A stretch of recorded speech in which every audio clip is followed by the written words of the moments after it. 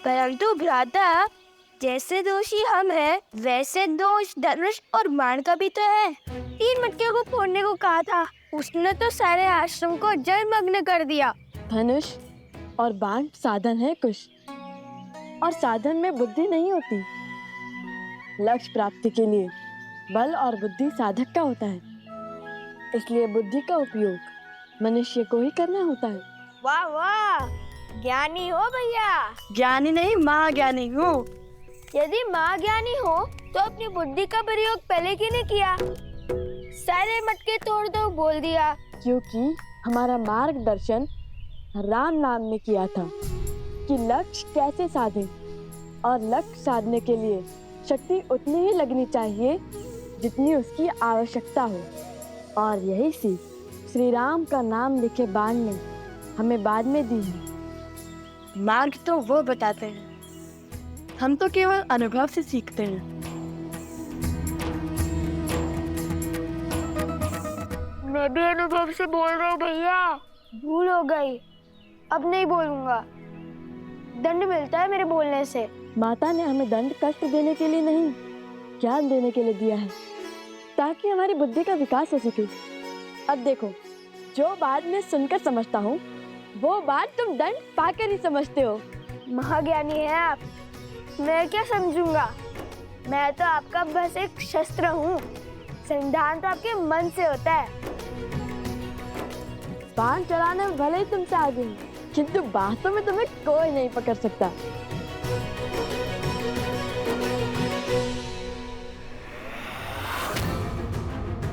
सीता तक पहुंचना है तो उसके पुत्रों को वश में करना होगा। आपके उत्तराधिकारी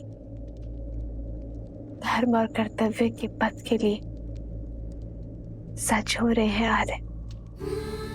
दोनों जितने नटखट हैं उतने ही पराक्रमी भी हैं। अपने पिता की मर्यादा और पूर्वजों के मान का भार उठाने के लिए शीघ्र ही तैयार होंगे आपके लवकुश।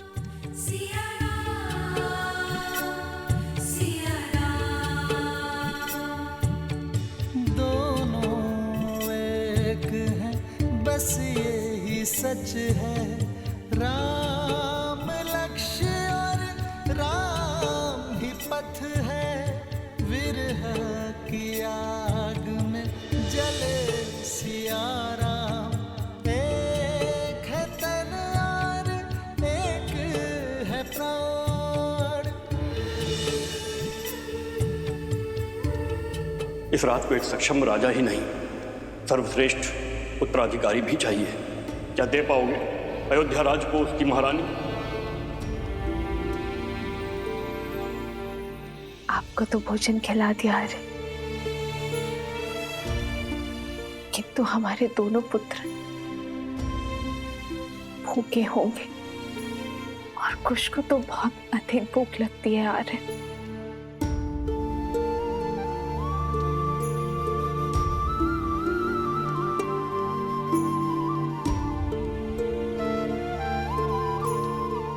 माना संतान की दिशा और दशा माता की कठोरता निर्धारित करती है, किंतु फिर भी उन्हें इस समय वन में भेजना उचित नहीं था। वन देवी,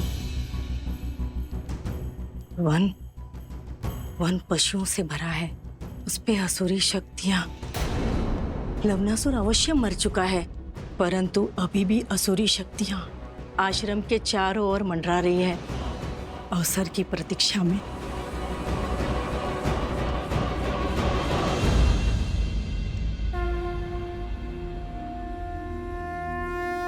गणेश, पूछो पुत्र, क्या प्रश्न है मन में? यज्ञ तो मन की, राज्य की, समाज की शांति के लिए किया जाता है ना? फिर उसमें बैठे राजा के लिए पत्नी का साथ क्यों अनिवार्य है? श्री राम तो स्वयं नारायण है, वो यज्ञ से नहीं, यज्ञ उनसे पवित्र हो जाएगा ना? ये बताओ गणेश कि जीवन का आधार क्या है? संतुलन। तुम्हारा उत्तर सर्वथा उचित है गणेश। ये संसार, ये प्रकृति संतुलन पर ही आधारित। जैसे दिन को संतुलित करती है रात्रि, बुराई को संतुलित करती है अच्छाई, वैसे ही पुरुष को संतुलित करती है स्त्री। किसी भी यज्ञ का उद्देश्य और फल तभी प्राप्त होता है जब उसमें दी गई आहुति संतुलित। इसीलिए यज्ञ में या जीवन में पुरुष के साथ स्त्री का होना आवश्यक ही नहीं, अनिवार्य भी है।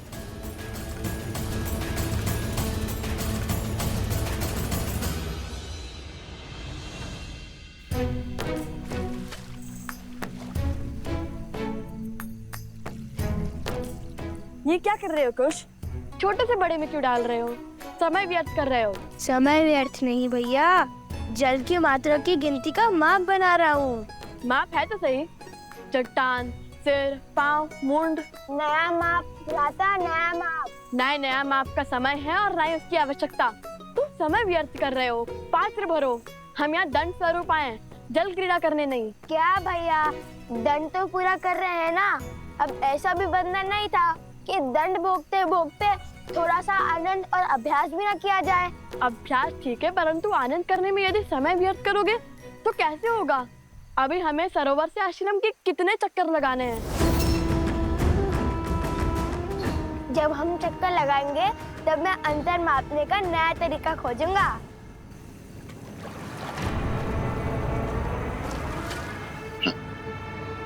कितने अबोध है ये दोनों बालक।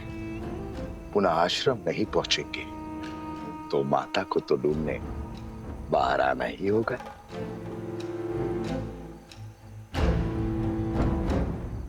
शीघ्र मिलते हैं बालकों।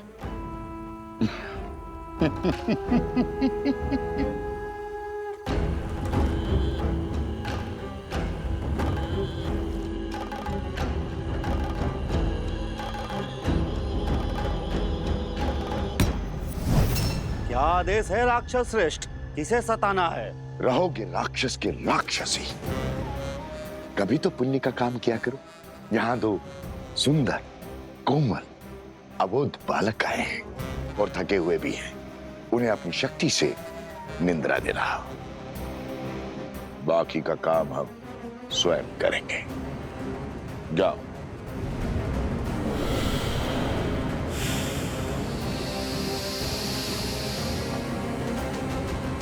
पच्चीस, 26,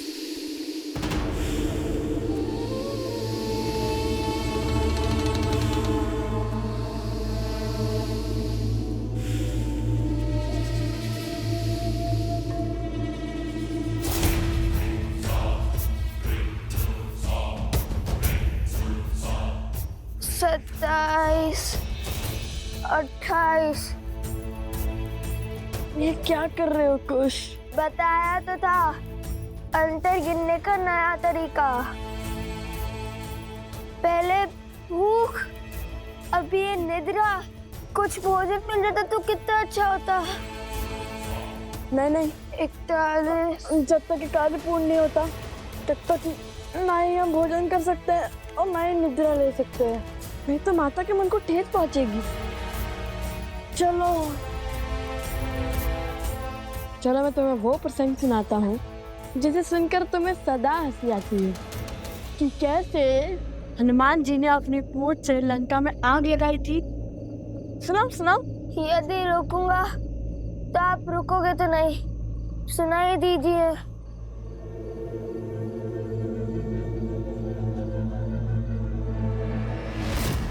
कुछ संभाल के चलो।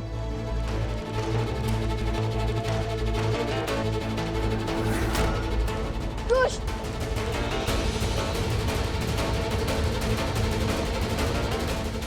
बस अब ये बड़ा बालक भी सो जाए। कुश जागो, ये सोने का समय नहीं है। उठो कुश।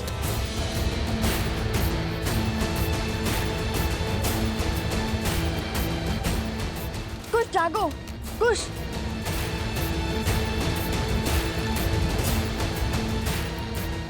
कुश जागो।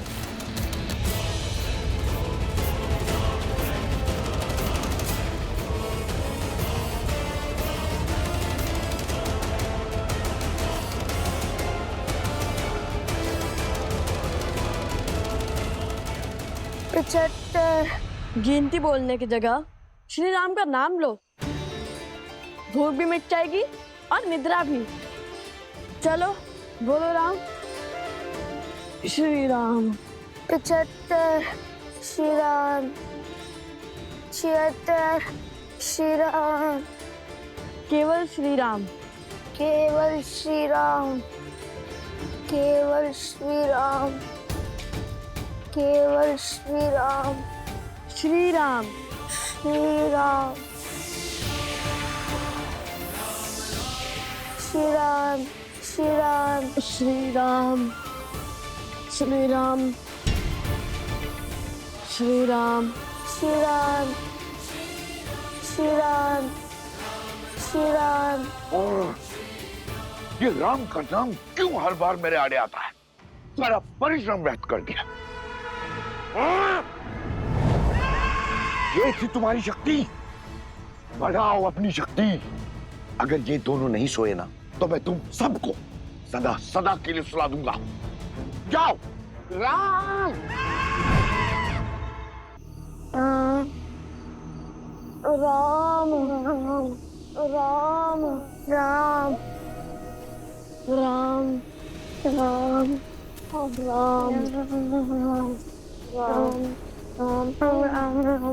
राम। राम। राम।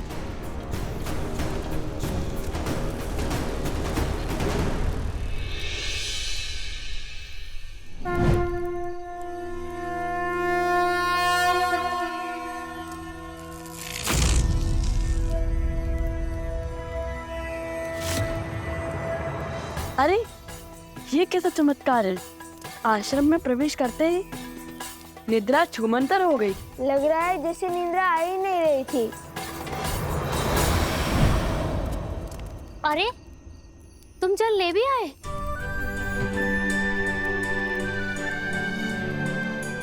लाओ लाओ हमें दो।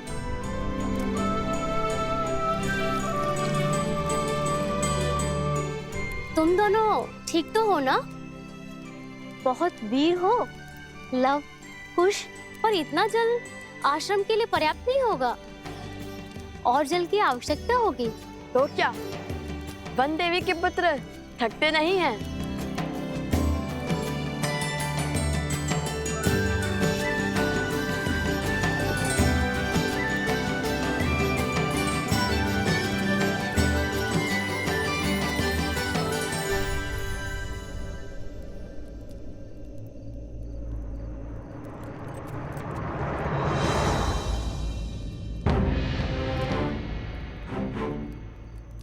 ये कैसा चमत्कार है? आश्रम की सीमा के बाहर निकलते ही निद्रा आने लगती है और भीतर आते ही निद्रा छूमंतर हो जाती है। बात तो उचित है भैया, लेकिन अब क्या करें? केवल श्री राम का नाम लेते हुए आगे बढ़ते रहे क्या? नहीं नहीं, हम राम भक्त हैं। हम वो करेंगे जो श्री राम करते, अपने ज्ञान और अपनी बुद्धि का प्रयोग। और मेरे ज्ञान के अनुसार ये कोई असुरी माया है जो आश्रम के भीतर प्रवेश नहीं कर पा रही।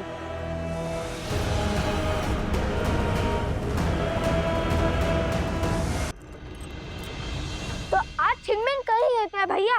अब आया ना दंड का आनंद। बताइए भैया, कहाँ है वो राक्षस? जो दिखेगा ही नहीं उस पे लक्ष्य कैसे साधोगे?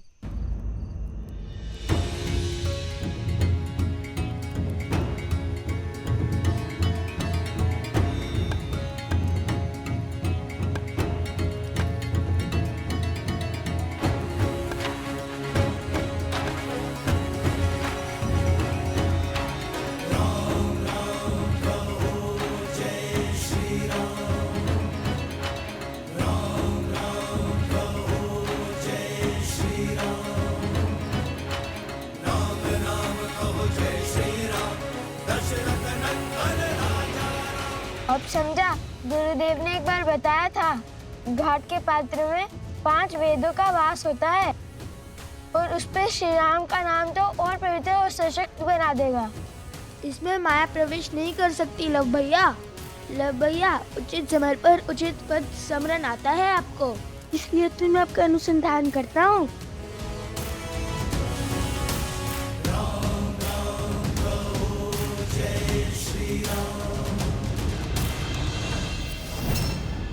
एक और अवसर है तुम्हारे पास, लगा दो अपना सारा बल, पात्र में प्रवेश करो और निंद्रा धोने। आप तो जानते हैं ना, राक्षसी माया बड़ पात्र में प्रवेश नहीं कर पाती, और प्रयास भी करे तो असंभव है, क्योंकि उन पे राम का नाम लिखा है। राम!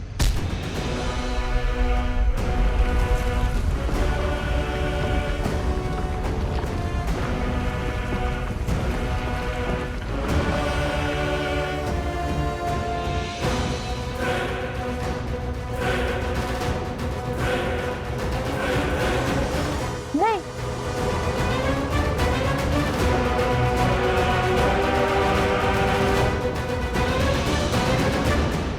अरे पास, पात्र में प्रवेश करो और निंद्रा धोने। प्रयास भी करे तो असंभव है, क्योंकि उन पे राम का नाम लिखा है। राम!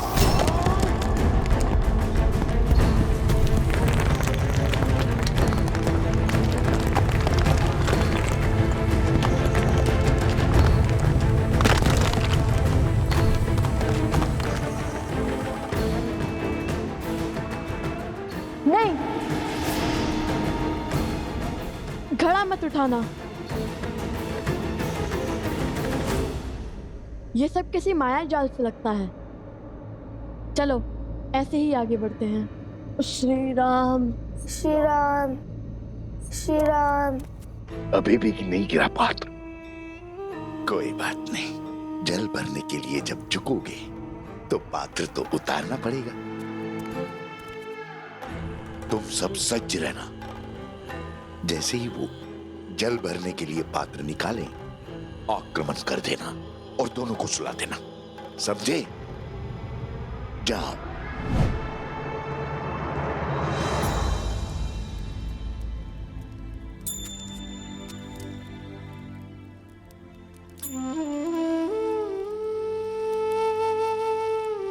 जानता हूं तुम्हारे मन में क्या चल रहा है, लव और कुश। अब आपसे क्या छिपा है? मैं जानती हूँ मेरे दोनों पुत्र वीर हैं, पराक्रमी हैं, किंतु उतने ही नटखट भी हैं। इसलिए मैंने उनको दंड स्वरूप आश्रम के बाहर भेज दिया, जल लाने के लिए। अंधकार है और असुरी माया पूर्णतः नष्ट नहीं हुई है। क्या मैंने उचित किया? कोसल राज्य का भविष्य हैं वो दोनों, पराक्रमी तो होंगे ही।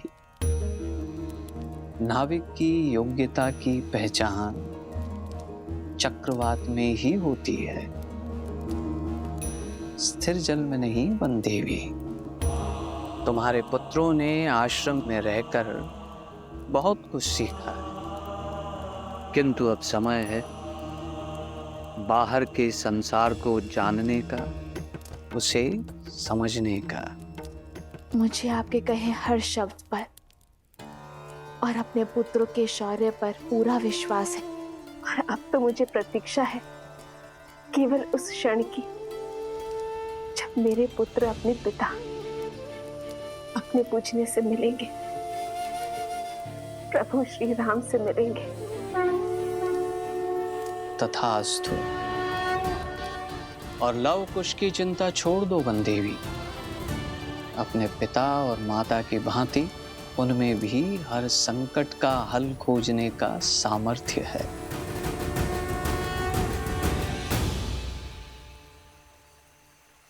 अरे अरे अरे, ध्यान से मटका गिर जाएगा। अब क्या करें भैया, बिना घड़े निकाले जल कैसे भरेंगे? मटके तो नहीं उतार सकते, ऐसे ही प्रयास करते हैं। यही एक मंत्र है जिससे असुरी शक्तियों से हम सुरक्षित रह सकते हैं। घड़े में वो प्रवेश नहीं कर सकते हैं। भैया ऐसे तो कितने दिन लग जाएंगे आश्रम में जल भरते भरते? अब यदि माता ने दंड दिया है तो उसके पीछे का उद्देश्य भी उन्हें ही पता होगा। चलो शेष घड़े भर लेते हैं।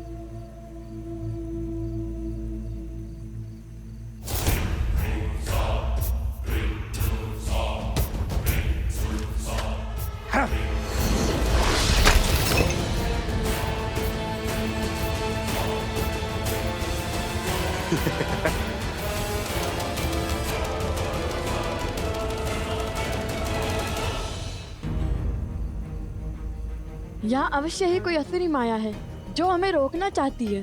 भैया, अगर हम जल नहीं पढ़ पाए तो दंड और उसके पीछे का उद्देश्य कैसे पूरा होगा?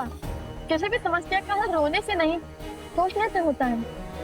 मेरी तो समझ में नहीं आ रहा है कि हमें जल आश्रम तक पहुंचाना है या जल से भरा हुआ मटका। अद्भुत, तुमने मुझे एक नया सुझाव दिया है। तुम बातें मूर्खता भरी करते हो, परंतु हो बड़े गुणवान। ऐसा क्या कहा मैंने? अब कुछ ही क्षणों में ये अपना गड़ा उतारेंगे, तुम तभी उन पे आक्रमण करना। तुमने कहा कि हमें जल आश्रम तक पहुंचाना है, अब चाहे वो घड़े में हो या नहीं। मुझे तो कुछ समझ में नहीं आ रहा भैया। जो भी करे, पर ऐसा कुछ मत कीजिए कि माता फिर से रुष्ट ना हो जाए।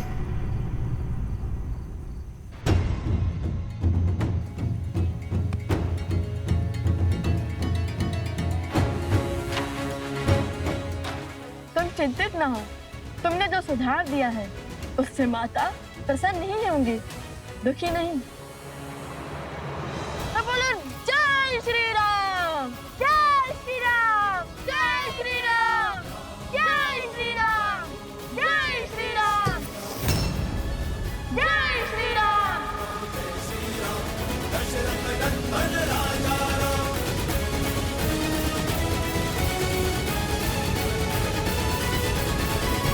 यदि हम दोनों साथ जाएंगे तो वो त्याग नहीं, समस्या से भागना होगा। आर्य, जिस क्षण महाराजा राम महारानी सीता को त्यागेंगे, उसी क्षण अयोध्या के सब दुख मिट जाएंगे। महाराजा राम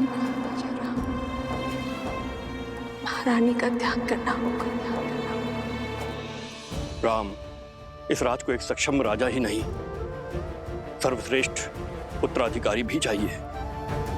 बिना युगल आहुति के न यज्ञ पूर्ण होता है और ना ही उसका फल मिलता है।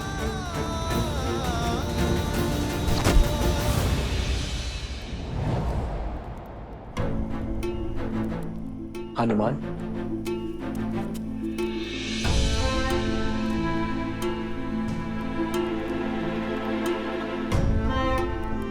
क्या बात है हनुमान,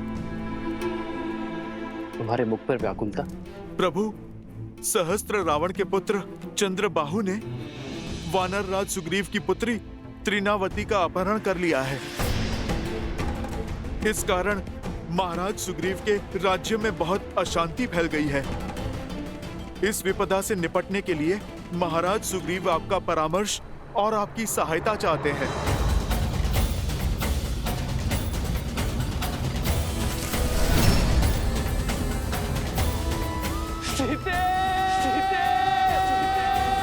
रावण का वध तो हो गया है हनुमान, किंतु उसकी विचारधारा का नाश होना अभी शेष है। दृष्टता और अधर्म हर रूप में धर्म के लिए चुनौती है, किंतु स्त्री को देवी की भांति पूजा करने वाले इस समाज में स्त्री को वस्तु की भांति उठा लेने वालों की धारणा का नाश होना चाहिए। हर युग के साथ पाप का शीश उठता है, किंतु जब पाप चरम पर हो तब धर्म का प्रहार उस पर होना चाहिए। मेरे मित्र वानर राज सुग्रीव के राज्य में आतंक फैलाने वालों को दंड देना हमारा राजकीय कर्तव्य है हनुमान, और एक मित्र होने का परम धर्म भी। युद्ध की तैयारी करो हनुमान, धर्म के पथ पर चलने का समय आ गया है। संसार में बुरी सोच फैलाने वालों का अंत आवश्यक है। मेरे मित्र वानरराज सुग्रीव से कह दो कि उनका ऋण जो मुझ पर है उसे मैं चुका तो नहीं पाऊंगा, किंतु ये राम अपना मित्र धर्म निभाने अवश्य आएगा।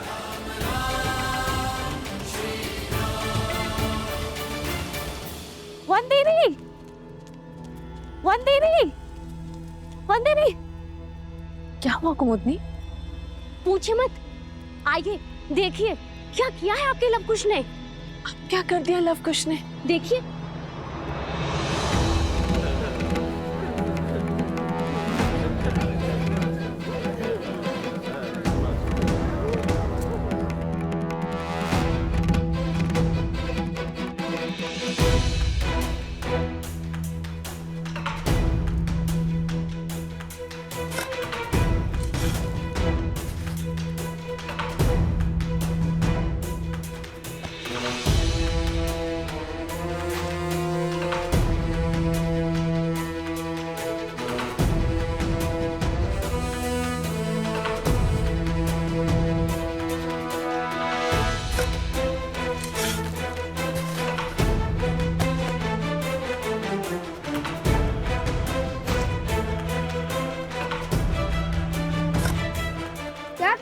ये लोग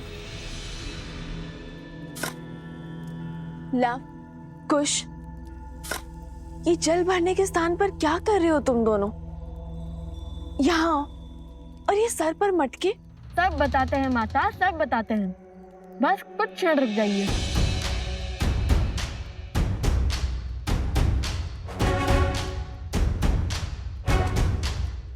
कुश, चलो वो खोल देते हैं।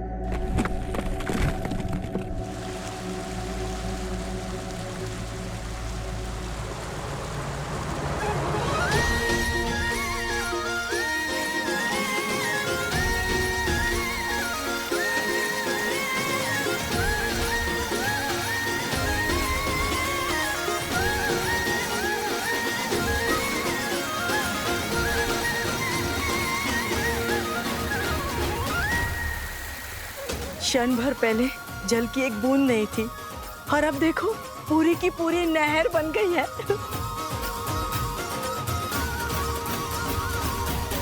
और लव कुश की चिंता छोड़ दो बंदी हुई, अपने पिता और माता की भांति उनमें भी हर संकट का हल खोजने का सामर्थ्य है।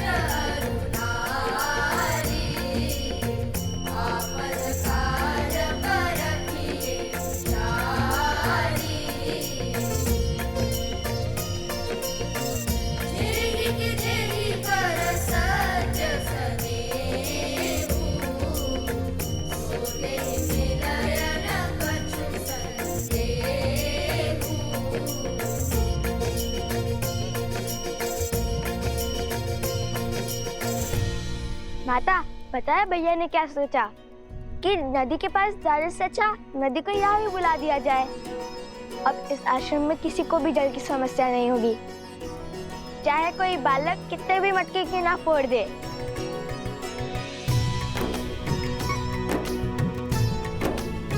कार्य मेरा था, परंतु सुझाव कुश का। जानती है माता, हमारी प्रेरणा कौन सा प्रसंग बना?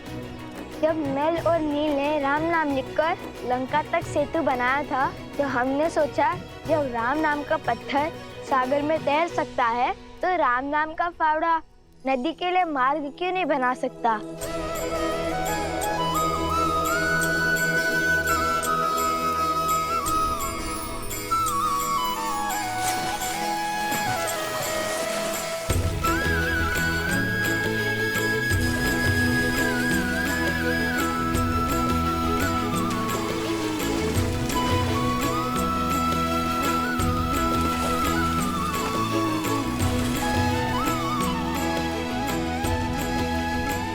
ईश्वर ने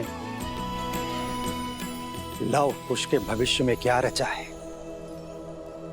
वो तो मैं नहीं जानता, किंतु इतना अवश्य जानता कि ये दोनों अपने भविष्य को आलिंगन करने के लिए पूर्ण रूप से सजे।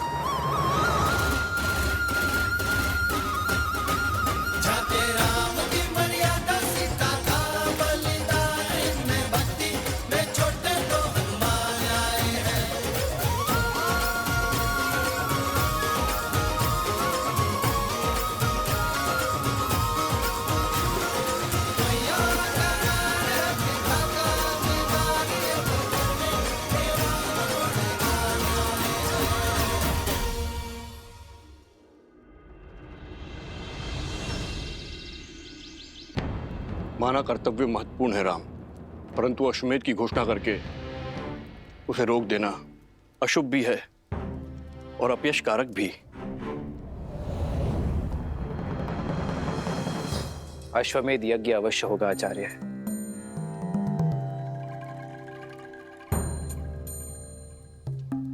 अभी मैं युद्ध में जा रहा हूं आचार्य, किंतु मेरे युद्ध से लौटते ही ये यज्ञ आरंभ होगा।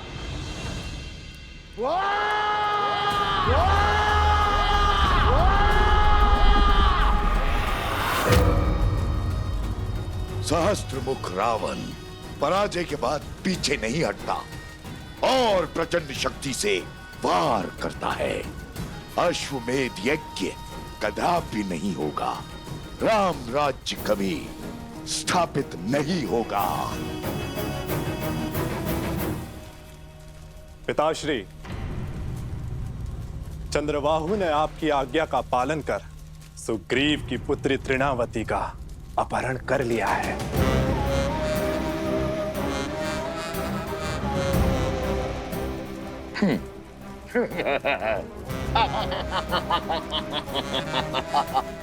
कैसे कैसे बचोगे राम मेरे इस प्रहार से?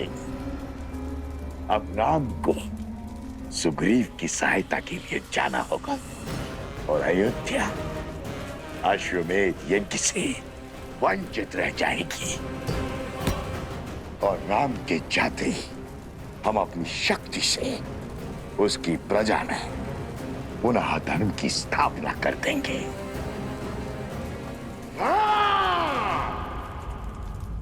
केवल आपके लौटने से क्या बात बन जाएगी महाराज? धार्मिक बाधा तब भी रहेगी। इस युद्ध से लौटकर इस समस्या का हल अवश्य होगा आचार्य। अर्थात आप दूसरा विवाह करेंगे?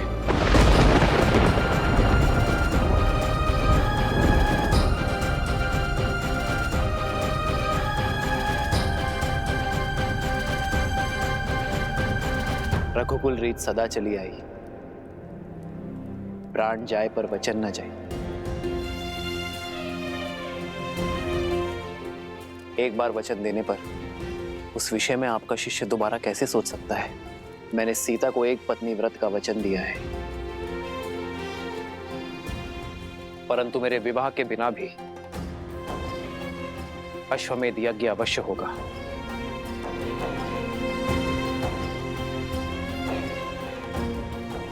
राजा का सपत्नी यज्ञ में बैठना आवश्यक है ना? मैं युद्ध से लौटते ही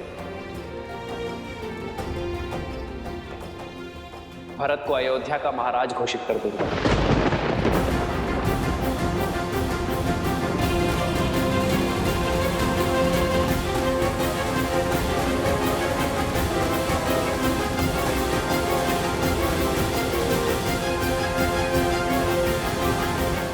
भैया, और तब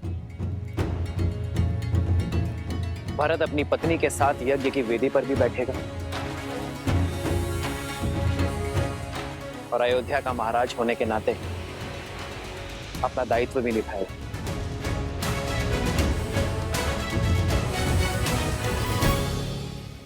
ये क्या कह रहे हैं आप भैया? नहीं, ये मुझे स्वीकार करना होगा भरत, क्योंकि ये मेरा निर्णय है। समझने का प्रयास करो भरत। या तो तुम अयोध्या के महाराज बनोगे या सीता का ये राम किसी और का पति।